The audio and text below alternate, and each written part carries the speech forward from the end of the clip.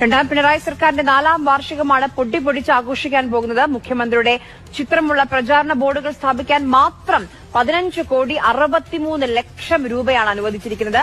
ആകെ ചെലവഴിക്കുന്നത് 25,91,00,000 രൂപയാണ്.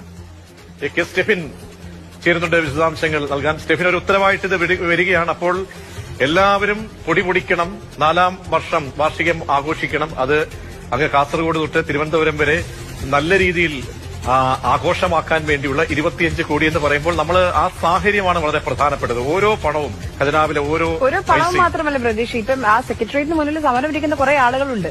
അവരുടെ മുന്നിലൊക്കെ ലക്ഷം മാത്രം അനുവദിച്ചാൽ മതി, അവർക്ക് കൈത്താങ്ങാണ്. അപ്പോൾ അതുപോലും ഇല്ലാതെ ഇവരുടെ പ്രയോറിറ്റി അത്ഭുതപ്പെടുത്തുന്നുണ്ട്. സ്റ്റെഫിൻ, വിശദാംശങ്ങൾ. തീർച്ചയായിട്ടും പ്രതീക്ഷ, കാരണം 232 രൂപ ദിവസവേതനം കിട്ടുന്ന കുറച്ച് ആശാ തൊഴിലാളികൾ അവിടെ സെക്രട്ടറിയേറ്റിന് മുന്നിൽ സമരം ഇരിക്കുകയാണ്. അതിനിടയിൽ ഒരുപക്ഷെ ഇനി 2-3 ദിവസം കഴിയുമ്പോൾ അവർ കാണാൻ പോകുന്നത് പടുകൂറ്റൻ ഹോർഡിംഗ്സുകളായിരിക്കും. ഈ മുഖ്യമന്ത്രിയുടെയും മറ്റു മന്ത്രിമാരുടെയും എല്ലാം ചിത്രമുള്ള ഹോർഡിംഗുകളായിരിക്കും കാണുന്നത്. പ്രത്യേകിച്ചും ഏപ്രിൽ 21 മുതൽ മെയ് അവസാനം വരെയാണ് സംസ്ഥാനമൊട്ടാകെ ഈ 4ാം വാർഷികാഘോഷങ്ങൾ നടക്കുന്നത്. തുടക്കം കാസർഗോഡ് നിന്നാണ്. തദ്ദേശ സ്ഥാപനങ്ങൾ, അതോടൊപ്പം തന്നെ ജില്ലാ കേന്ദ്രങ്ങൾ, സംസ്ഥാന തലത്തിലുള്ള പരിപാടികൾ, പ്രദർശനമേളകൾ, അങ്ങനെ വലിയ വിപുലമായ പരിപാടികളാണ് നടത്തുന്നത്. അതിനാണ് 25 കോടി രൂപ ചെലവഴിക്കുന്നത്.